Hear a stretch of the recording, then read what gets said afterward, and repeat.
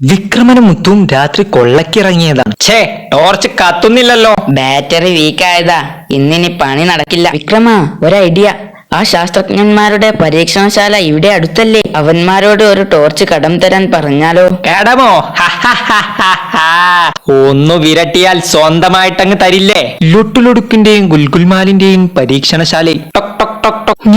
ആരാ ഈ പാതിരാത്രി? വേഗം ഒരു ടോർച്ച് എടുക്കണോ, പോയിട്ട് തിരക്കുണ്ട്. അയ്യോ, സാധാ ടോർച്ച് അല്ലേ?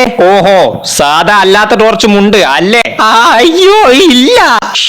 ചോദിച്ചത് മണ്ടത്തരമായി. മര്യാദയ്ക്ക് എടുക്കണോ സ്പെഷ്യൽ ടോർച്ച്, ഇല്ലെങ്കിൽ അയ്യോ തരാം. ഇതാണ് സ്റ്റിക്ക് ലൈറ്റ് ടോർച്ച്. സ്റ്റിക്ക് ലൈറ്റോ? അതെ, വെളിച്ചം വടി പോലെ പുറത്തു വരും. ഈ സ്വിച്ച് അമർത്തിയാൽ മതി. വെളിച്ചവടി? സ്വിച്ചിൽ നിന്ന് വിരലെടുക്കുന്നത് വരെ വെളിച്ചവടി നീണ്ടു വന്നുകൊണ്ടിരിക്കും. തകർപ്പൻ. വെളിച്ചം കിട്ടും, തല്ലാനും പറ്റും. ദാ ഇതുപോലെ. അയ്യോ, എന്നാൽ മായാവി ഇതെല്ലാം കാണുന്നുണ്ടായിരുന്നു. ടോർച്ചടിച്ചാൽ വെളിച്ചവടി സ്റ്റിക്ക് ലൈറ്റ് സൂപ്പർ.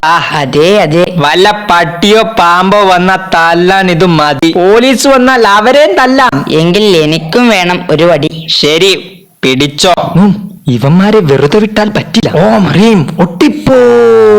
മായാവി മന്ത്രം ചൊല്ലിയതോടെ മതി വിക്രമ, ഇത്രയും നീളം മതി. വിരൽ ഒട്ടിപ്പോയി മുത്തു. അമ്മോ, വടി നീണ്ടു നീണ്ടു പോവുകയാ. ചതിച്ചു. ആകാശത്തേക്ക് നീളുന്ന വടി പോലീസുകാർ അകലെ നിന്നേ കണ്ടു. അതെന്താ സംഭവം? പോയി നോക്കാം. പോലീസ് എത്തിയതോടെ മായാവി വിക്രമന്റെ കൈ ടോർച്ചിൽ നിന്ന് വേർപെടുത്തി. ഹമ്പടെ പുതിയ തട്ടിപ്പുമായി ഇറങ്ങിയതാ. ഈ വടി കഷണങ്ങളാക്കിയാൽ നാട്ടിൽ എല്ലാവർക്കും വെളിച്ചം കിട്ടും. അയ്യോ, പോലീസ്. അതേസമയം ശൂന്യാകാശത്ത്, ചേട്ടാ, ഈ വടി കഷണങ്ങളാക്കിയാൽ നമ്മുടെ നാട്ടിൽ എല്ലാവർക്കും വെളിച്ചം കിട്ടും. ഹായ് അമ്മ.